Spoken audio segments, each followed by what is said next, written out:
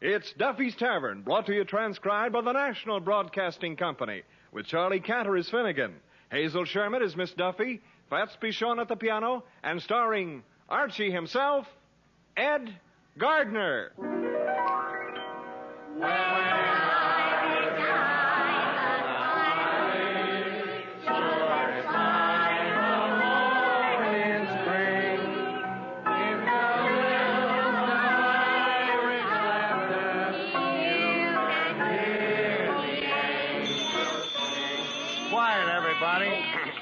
Hello, Duffy's Tavern, where the elite meet to eat. Archie the manager speaking. Duffy ain't here. Oh, hello, Duffy. What'd you get for Christmas? Drunk, huh? Well, how do you feel? A pink elephant just walked into the room? Duffy, take another look. That's what I thought. Just Mrs. Duffy in a nightgown.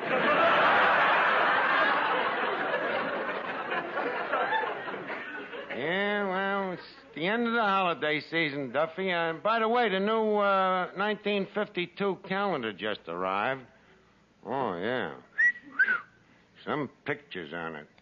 You ought to see January. Real hot-looking blonde, you know, wearing one of them skimpy ski suits. What a pair of skis. Huh? February? Let me see. February's even better. She's peeled off her coat. Let's see here. Holy cat. March. Her hat's gone and her skis have disappeared. I just can't wait to see what happens in April. A Boy Scout rubbing two sticks together.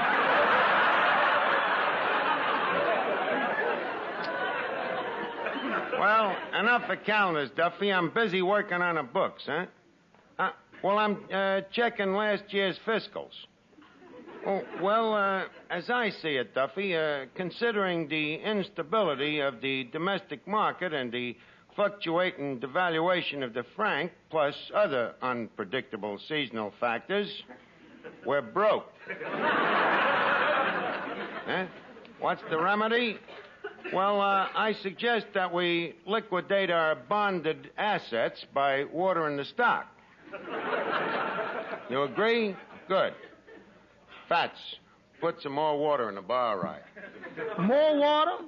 Mr. Archie, right now that bar rye is so defenseless, it's a wonder it ain't been occupied by Russia. Is that so? Well, if the liquor's so weak, then why did 3-drink McTavish fall down drunk last night? He wasn't drunk. He was just waterlogged. Stop arguing. Water the drinks, will you? Now, you remember the recipe, don't you? 2 jiggers of rye and 1 of water. 1 what of water? 1 bucket. What else? Huh? What, Duffy? Well, do you want me to use brains or do you want me to be an executive? Huh? Either either what or else? Look, don't try to intimidate me, you baboon. Goodbye. Archie, I wish you wouldn't use such language to Papa. Baboon? No, intimidate. Intimidate? What's such language about that? You know very well any word over 3 syllables, Papa thinks you're swearing at him. Oh, yeah? Well, in the future, I'll keep it down to 2 syllables. 1 for each head. The nerve of that monster. Either either what or else. When I think of what I've done to improve this place, the brains that I've used up. You heard me, brains. Oh, no?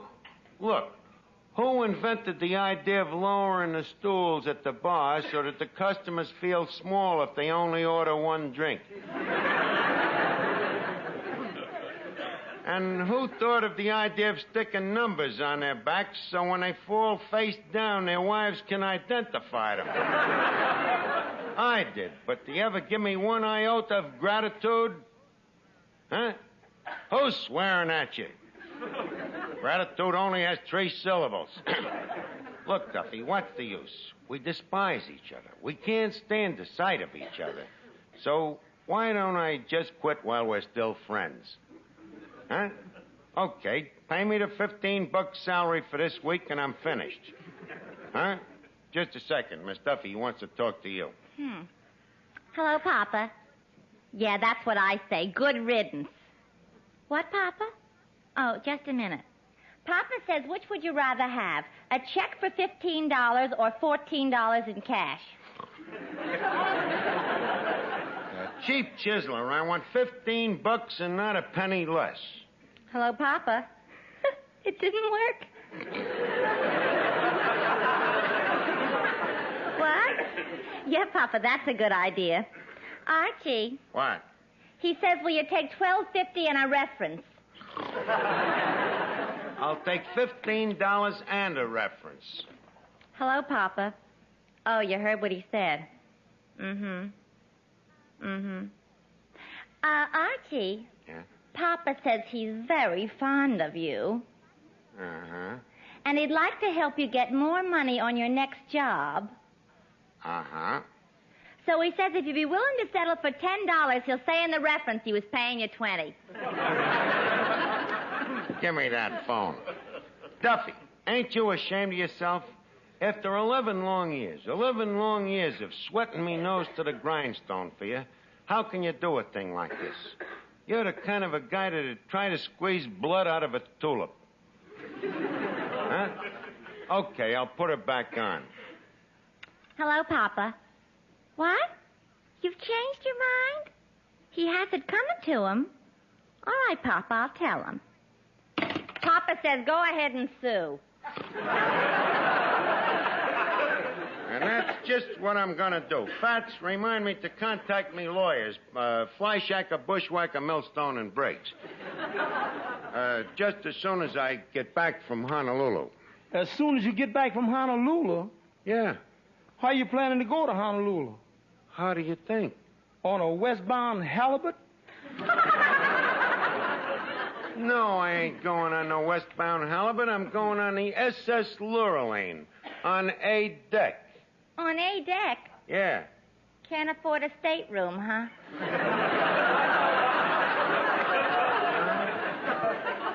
For your information, I'm going over in the bridal suite. The bridal suite? Yes, sir, I can see myself already. Relaxing in a perfume bubble bath, dousing myself with tropical scented powder, getting into me soft, fluffy bed in me silk pajamas. And bending over to kiss yourself goodnight.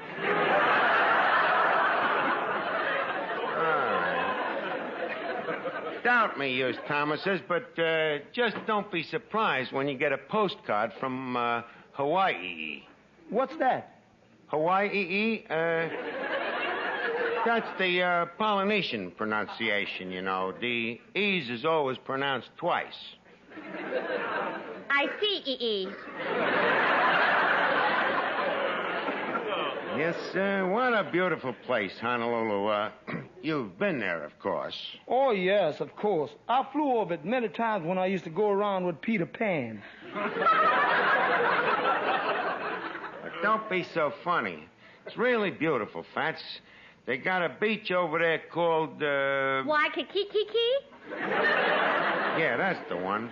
What a beautiful beach with the soft music and the waving palm trees. It's the greatest spot for lovemaking you ever saw. Romantic, huh? Romantic. It's like one long bench in Central Park. Sort of a Niagara Falls with sandflies. Yes, sir. Romance is in the air, you know. You sit out there in the moonlight with the soft, gentle breezes of the trade winds whispering softly through the palm trees. And you listen to the lovely chant of the native music. Honolulu, where there's perfume in the air. The perfume of gardenias and orchids and jasmines. Will you cut it out?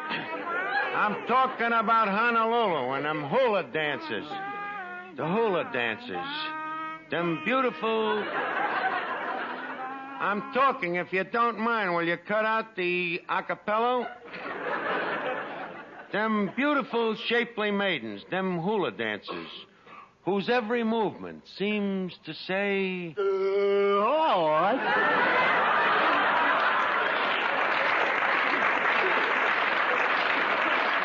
Hello, Finnegan. Look, hey, do you have to open your big mouth just when I'm surrounded by a bunch of beautiful hula dancers? Oh, sorry, Arch. I'll drop back later when you're alone. Well, girls, nice to meet you. Girls, look, Finnegan, the hula dancers have disappeared. Oh, they disappeared? Yeah. How much of a check did they clip you for? Finnegan, stand still a minute. Huh? Okay. Now shake your head. Okay. Feel better? I can't tell till the rattling dies down. Yeah, that seems to have done the trick. Well, good. The bells sound much clearer now. Fine. Oh, yeah, them round, pear-shaped golden tones. Yeah. Now, as I was saying, there I am in me suite at the Royal Hawaiian, surrounded by 12 beautiful hula dancers. And the way I'm throwing me money around, they think I'm King Kamula Mula. Say, Arch. Yeah? You sure you ain't hearing any bells? Finnegan, don't be ridiculous. You see, Finnegan, you're a little different from the rest of us, and... As I said, you're different from the rest of us. Finnegan, did you hear anything then? No, no. Maybe you better shake your head. Look, Finnegan, enough of this conversation. Quick, your surfboard, it went that away. Oh, hey, wait for me, fellas. Oh, wicky, wicky, wookie. Archie, what's all this nonsense about Honolulu? Where are you going to get the money for a trip like that? Who said anything about money? I get the trip free. For what? For winning the contest. What contest? The slogan contest, of course. You mean you wrote a slogan, and if the slogan wins a prize, you get a trip to Honolulu? That's right. I didn't realize that. I better go pack your ukulele. Archie, what do you know about writing slogans? What did Grandma Moses know about oil painting? Nothing, yet it didn't stop her from painting the Mona Lisa. Say, Arch, is that the slogan you're counting on to win the trip to Honolulu? Well, no, the Hawaiian slogan's different. You see, the Honolulu contest is one of them kind where they announce the winner on the radio, sort of. To win it, you have to tell why you like Honolulu. Now, listen while I read yous me prize-winning slogan. I like Honolulu because when I land on the island of Honolulu, I hope I land a honey that's a Lulu.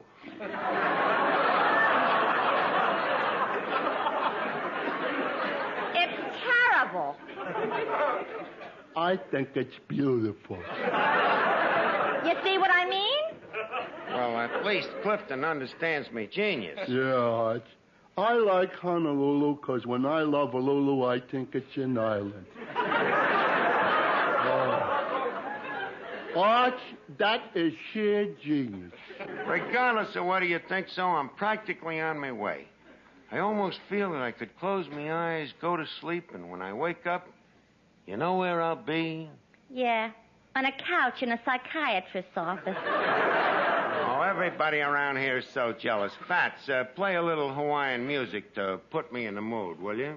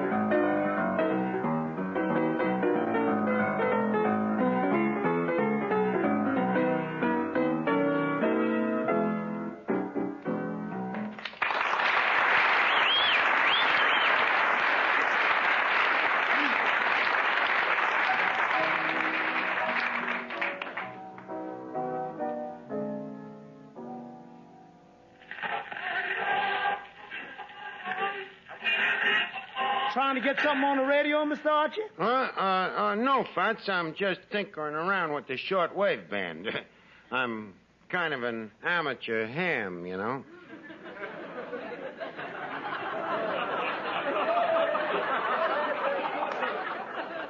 I know. I resent the tone of your reference. Now, don't bother me. I want to listen to this radio here now. Good evening, Fats. Good evening, Miss Duffy. Oh, good evening, Officer Clancy. Say, now tell me, where's Archie? He's over there listening to the radio. Say, now that reminds me, I better go home and listen to my own radio. You know, tonight's the big night on NBC. They're announcing the winners of that Kitty Slogan Contest. The Kitty's Slogan Contest? That's right, Fats. And do you know that the first prize is a free trip to Honolulu? Oh, no. It just couldn't be. Yes, sirree. You know, the contest is only for children under 13 years of age.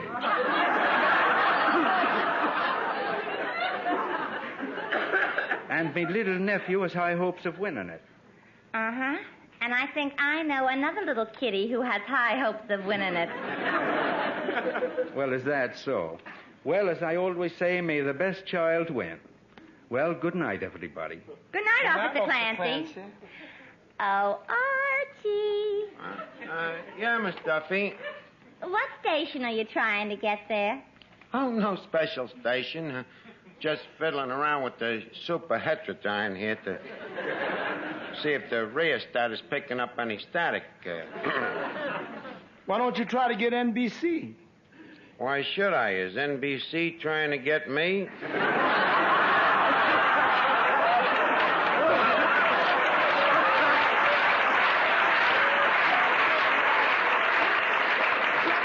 No, I'd just as soon prefer to get some other station temporarily. Leave us see what's on number 1310 here. And so, friends, ends another chapter in your favorite radio serial, The Life of John and Mary, the story of Herman and Gladys. Does John suspect that Mary suspects that John suspects Mary? What will John say when he looks in the laundry chute? Tune in tomorrow and find out if two run-of-the-mill people can find happiness running a mill. Boy, what a program. I just can't wait to hear the finish of it. Hey, Fats, quit twisting that dial, will you? And here is a big treat for you moviegoers. Coming soon to your neighborhood theater, another spectacular production by David O. Goliath. The man who brought you Fireball. The man who brought you Cannonball. And now he brings you his greatest triumph, Matzo Ball.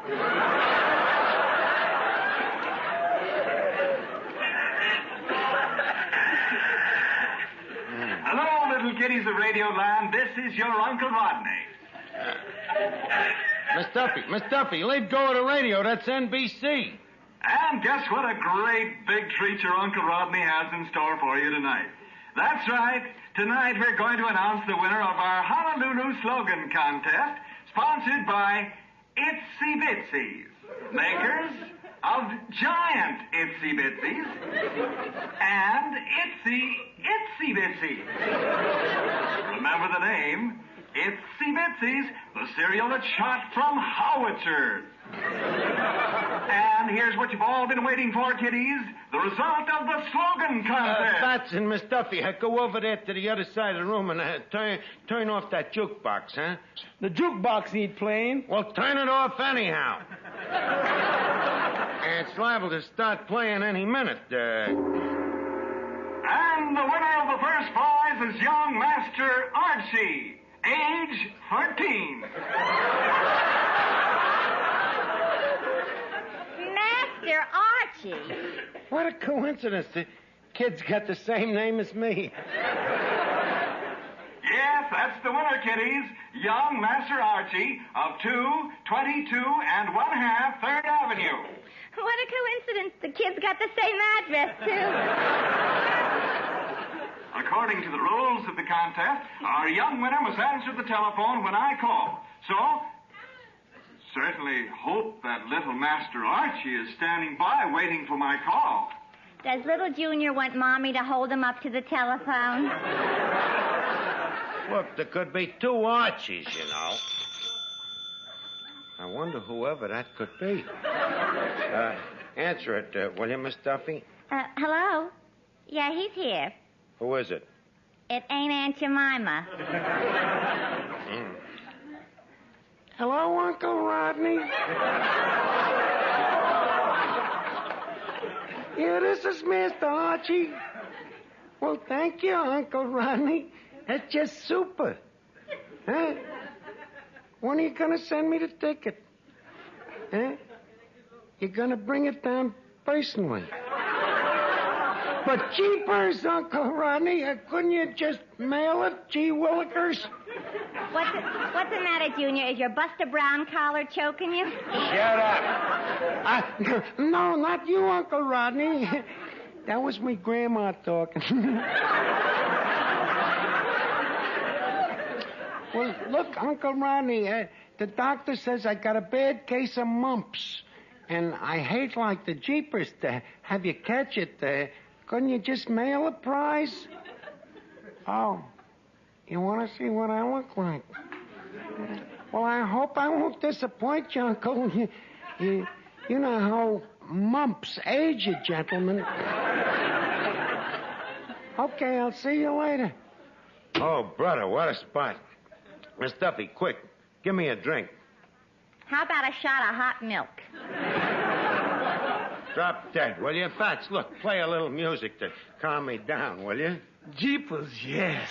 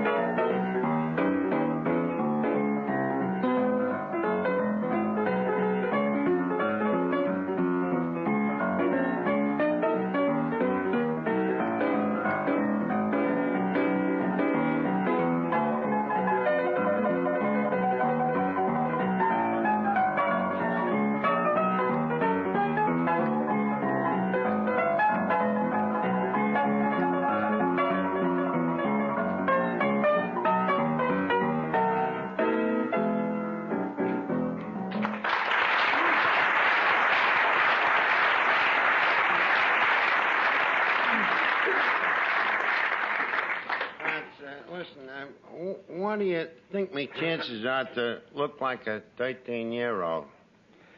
About the same chance the little bankhead has to look like Margaret O'Brien. Good evening, folks. I'm Uncle Rodney. I'm looking for young Master Archie. I happen to be that master. You? Mm-hmm. What I mean is I'm the Mr. Master, the lad's dad. You mean you're the boy's father? Yes, by a former marriage to his mother. Well, sir, my hearty congratulations. You have an extremely bright son. Naturally. Well, Uncle Rodney, I don't like to detain you, so if you'll just fork over the boat ticket, I'll be very happy to bid you good night. Oh, but I couldn't give you the ticket. You mean you ain't got one? Oh, yes, but I must present it to the child in person. That's one of the rules of the contest. Oh, yeah, huh? Well, you see, he's out with the boys tonight, shooting a little hopscotch. Unfortunately, he ain't at home. You mean he lives here in this horrible saloon? Well, no, he don't exactly live here. He just drops in once in a while for a nightcap. Yeah. Well, he likes his Ovaltine with an olive in it. But as I say, just leave the boat ticket with me. And, I'm sorry, sir, but under the circumstances, you'll have to give the little fellow my regrets and tell him better luck next time. Well, wait a minute. Don't leave. You can't do this. I already got me seasick pills. What? I mean, are you going to let the kiddies program hour slip this sweet little child a Mickey? Ain't there enough people hating radio as it is? I'm sorry. Good night. Say, I was... Well, Junior, wherever have you been? Well, I was just walking the... Junior! This is your son? I'm shocked. You're shocked. How do you think I feel? But look at him. Look at the size of him. Well, he told you, he's swelled up. He's got the mumps. Wait a minute. What's going on here, Arch? Arch? Yeah, that's what he calls me on account of we're just like brothers, I was just telling the man, Junior, how proud Daddy is that you, Junior, have just won the contest to Honolulu. Junior? Arch, what's all this Junior stuff? Junior? Well, it's a term that they use in families, son. I was just telling the man here that you are my junior. Well, so you're Master Archie. How old are you, young man? Me? 31. Uncle Rodney, he means 13. As you can see, he's a little backwards. He's slightly troubled with amnesia. Amnesia? Yes, loss of mind. Look, Junior, tell Uncle Rodney to quit horsing around and quick give you the ticket, huh? Give me a ticket. What is this guy, a cop? I don't know whether this is a 13-year-old kid acting as an idiot or an idiot acting as a 13-year-old kid. Well, to a guy that runs a children's program, I should think that would be obvious. Now, stop the stalling and give the kid the ticket. Very well. As I say, there are certain rules to this contest that must be observed. Now, number one, young man, do you eat itsy-bitsy breakfast cereal? Oh, boy, do I. 6 plates at a time. I eat them every morning before breakfast. Well, why before breakfast? Well, I'm hungrier then.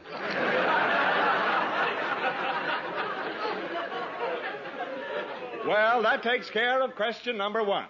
Now, question number two. Will you quote the winning slogan you submitted? Yes, Junior. Tell the man why you like Honolulu. Remember the thing? The Honolulu. Oh, yeah, that one. Let's see now. Quote. When I land Lulu, I love her on an island. I mean, when I love an island, I landed on a Lulu.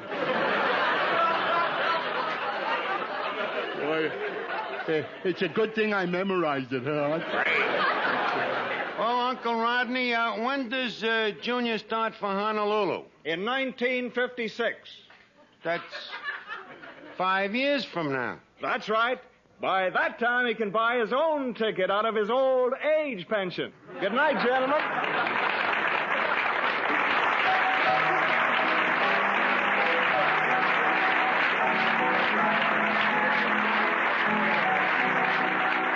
Duffy's Tavern, transcribed on NBC, is produced by Edward F. Gardner and written by Larry Ryan.